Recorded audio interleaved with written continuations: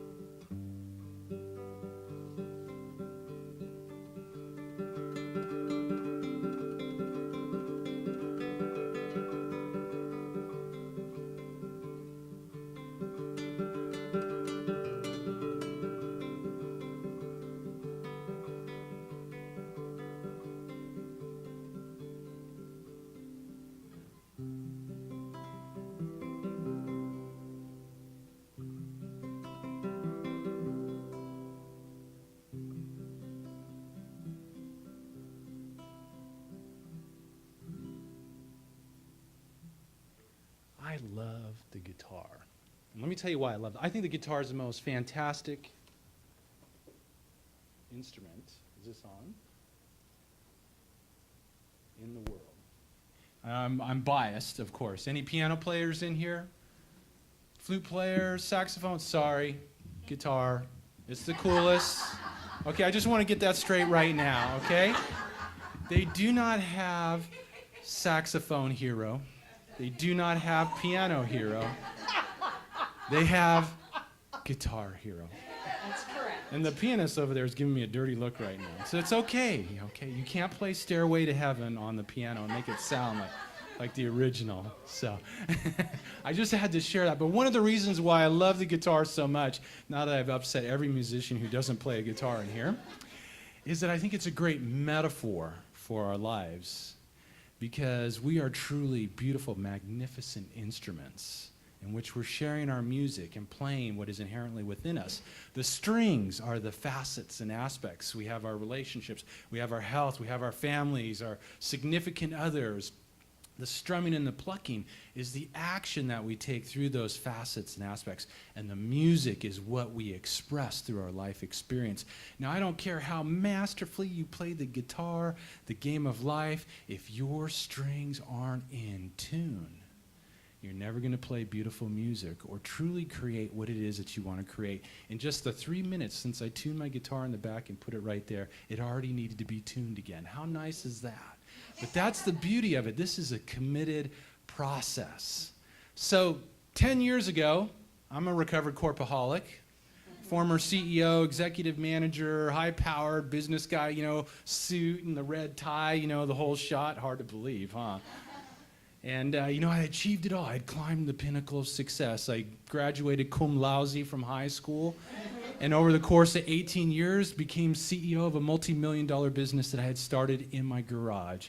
And I thought I had everything, you know, the shiny car, the home in Southern California, all the bells and whistles, the nice portfolio. The only problem was I was anything but happy, anything but content, anything but fulfilled, and anything but healthy. And I came home one night, and there's my wife in the hallway with the look. How many of you are married or have a significant other? Isn't it amazing how they can communicate with just a look? Talk about communicate. This is the communication group, right? It's absolutely amazing. Well, my wife is a master. She's got it. I'm going to hit you with some truth look. You're not going to like it, but here it comes. And she's also got the I don't give a damn what you're saying look, which I might only see maybe once every 2 years. Okay, maybe a little bit more than that, but that's another story for another time. So I came home, and there's the look in the hallway. And she just got up to my face, and she just said, you know what? I don't give a damn how much money you're making. I look in your eyes, and you're dead. When are you going to have the courage to go for the dream? And of course, like any good husband, I immediately wanted to argue with her. And like any really good husband, you realize, what's the point? She was right again, and after over 11 years of marriage, there's a trend, and it is not in my favor. Okay, I'm just confessing that now. So I decided to go find myself. I had this dream of becoming a speaker, and needless to say, life does have its interesting twists and turns in its experience. So shortly thereafter, I'm playing at a wellness center. I've been playing guitar for 30 years plus now. Went to go see Pink Floyd The Wall in 1980 and forced my father, forced my father to get me a guitar for my birthday and been playing ever since. So I'm playing, and after I'm done playing, this woman comes up to me, and I'm like going, I just knew, I could tell, this lady, she's going to be strange, man. And she comes up to me. There's a lady that ran this wellness center. There's those wellness people, you know. And she comes up to me, and she goes, I hear these tones in your music. And I'm looking at her, I'm like, oh, man, I know she's going off the deep end. I can tell right now. Then she got up literally within 6 inches of my face, and she goes, and nobody can hear the tones but me. And I'm like, I go, you know what? I heard some tones too. Back in the 80s, listening to Floyd, hanging out with my buddies, watching the lava lamp. I know some of you are shaking your heads back there. Yeah, I heard some tones too back in the 80s. You know, I'm like kind of going, yeah, I heard some tones. She goes, no. She goes, let me get one of your CDs. I know some scientists that I absolutely need to connect you to. So I'm like giving her a CD. Maybe this lady will go away. She won't bother me anymore. I went home, didn't think anything more of it. A few weeks later, I got launched upon a whole different twist and turn in my life that I never even saw coming. I get a call from a gentleman who's a former consultant to NASA. And he says, hey, we've been doing some preliminary studies on your music. We want you to come to a lecture, bring your guitar.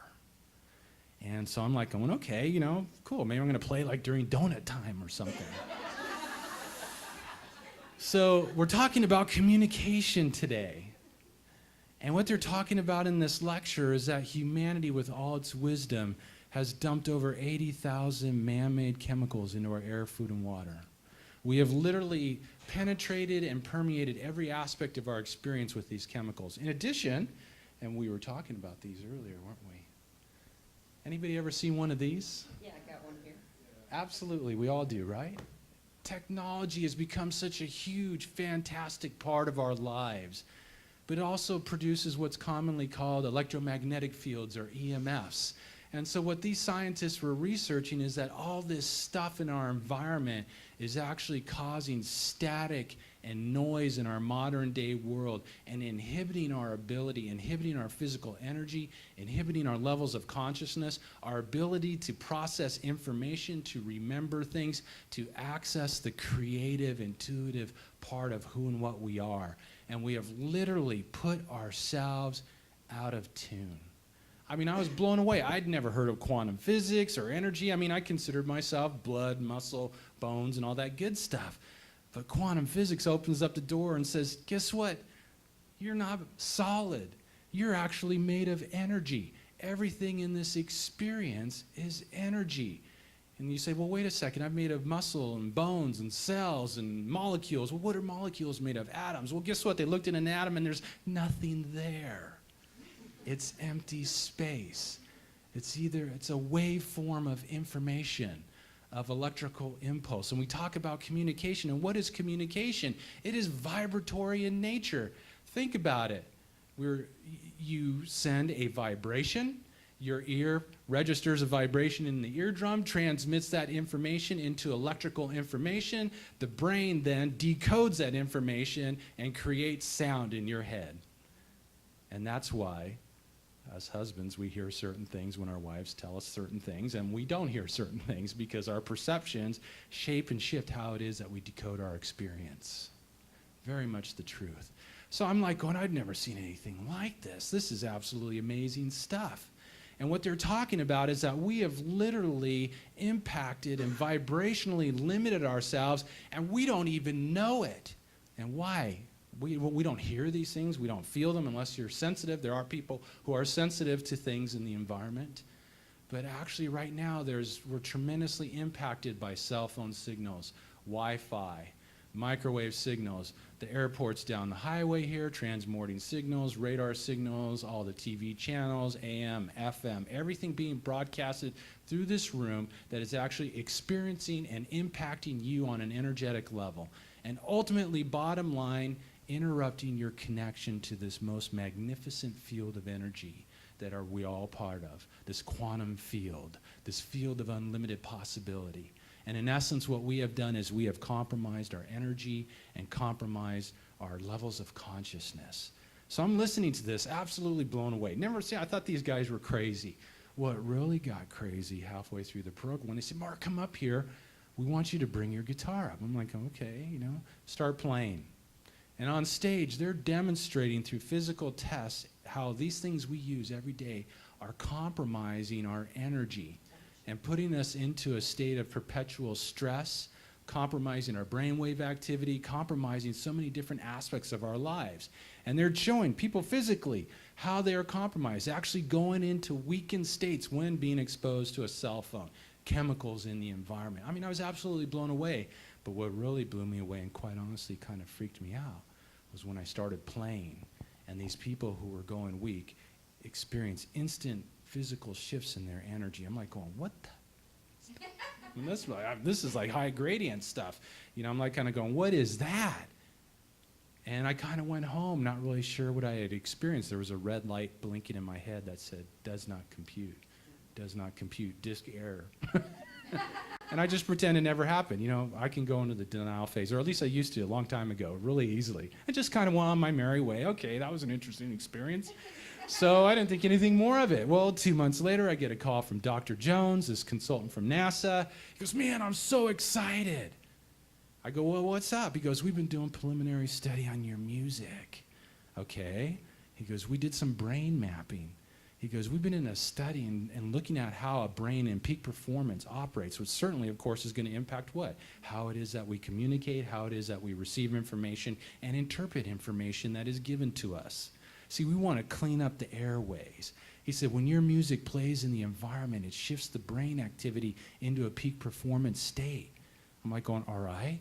He goes, and then he goes, through applied kinesiology and other physical testing, we're actually able to show that when an organism is in alignment and in harmony with this energetic field, it's going to have an instant increase in strength, flexibility, endurance, coordination, and balance. He said, your music does that. I'm like, okay. He goes, and thirdly, and most importantly, he said, when the body and the brain is exposed to energy interrupters in the environment, it's maintaining the same state.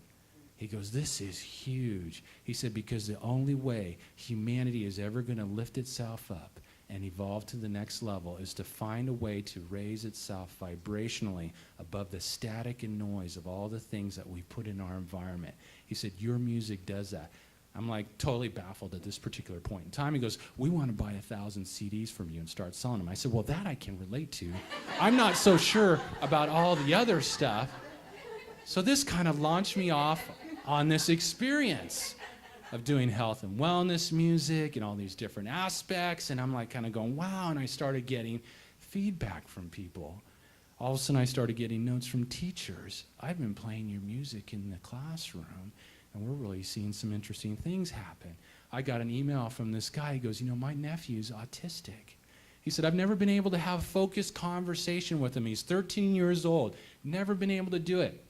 He goes, I bought one of your CDs, and quite honestly, I thought you were crazy or you had smoked some kind of strange stuff in your previous life. And he said, but, I wanted to try it out. He said, so I played this CD in the car while we're driving together for 45 minutes. He goes, we had focused conversation.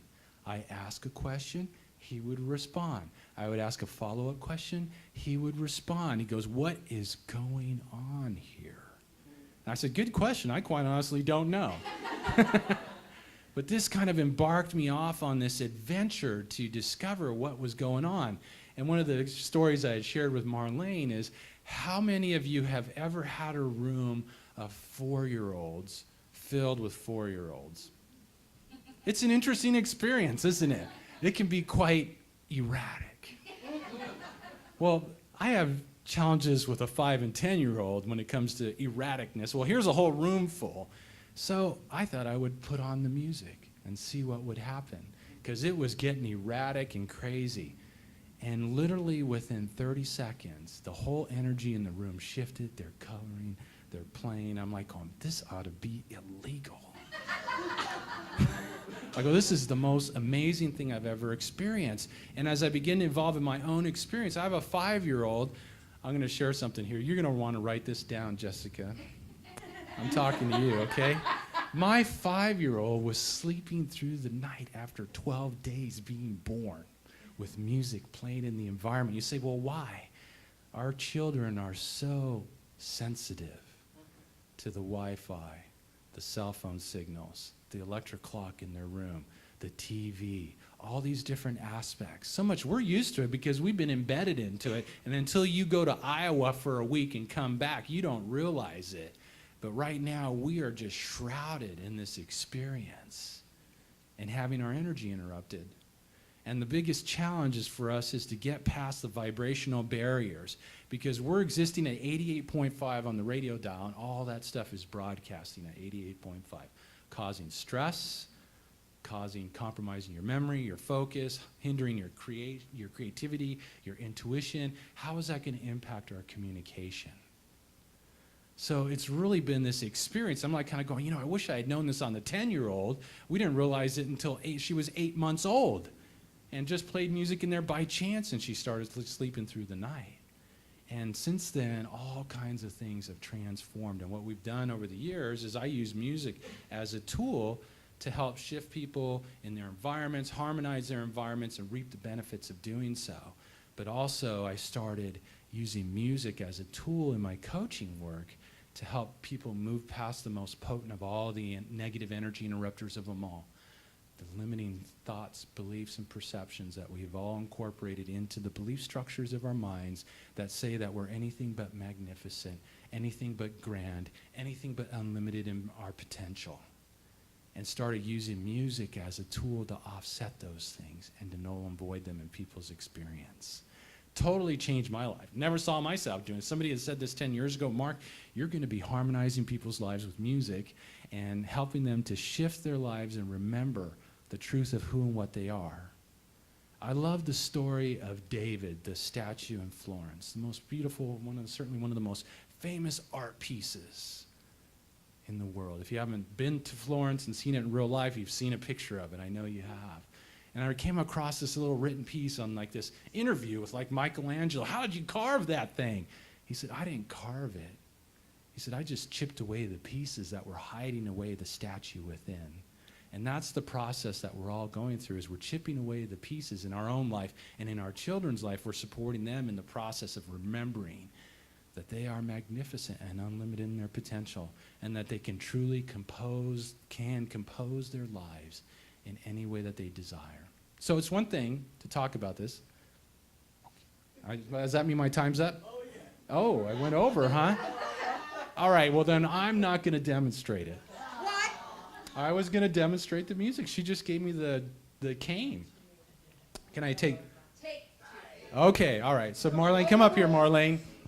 You're going to be my test subject.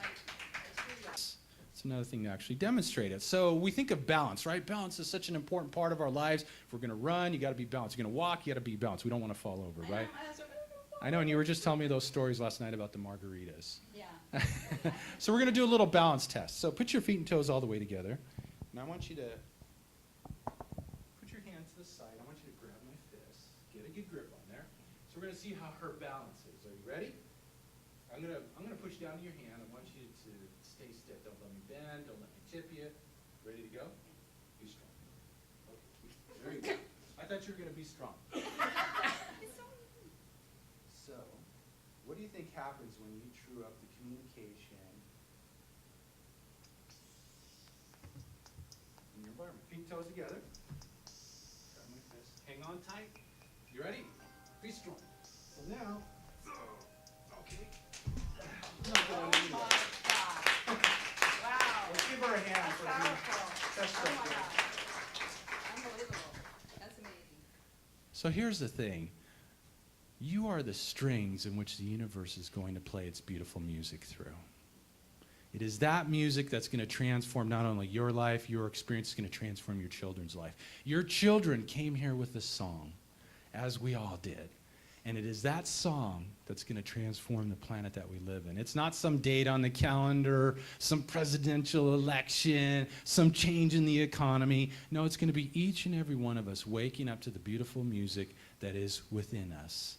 And the only way that that beautiful music can be shared is by making sure that your strings are in harmony and in tune. Thank you very much.